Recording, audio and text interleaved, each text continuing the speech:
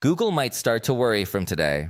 The creators of ChatGPT have just launched SearchGPT, a search engine with the artificial intelligence technology they've already developed, but now with the ability to also show you web links. For now, it is in a prototype stage, and they assure that you can sign up for a waitlist so that gradually more users can start testing this new product that OpenAI will offer.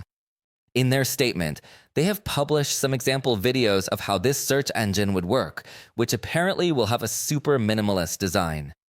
We still don't know what their monetization method will be because for now it doesn't seem to show advertisements or anything like that.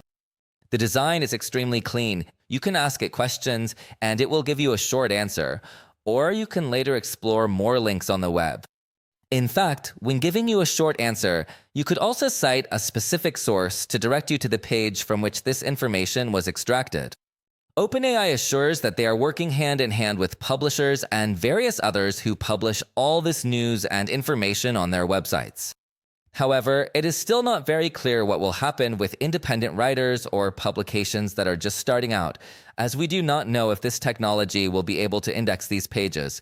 Let's say that they are in their early stages. Or if it will only rely on sites and pages that have been around for many years and have global recognition. In the sidebar, it will show you additional links where you can explore more content in case you want more information beyond what this search engine is providing. And obviously, you can continue your search as if it were a conversation.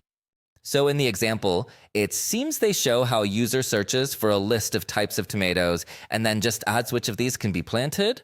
So you don't have to search for which of all the tomatoes that exist you can plant, but you can simply continue the fluid conversation as if it were with a human.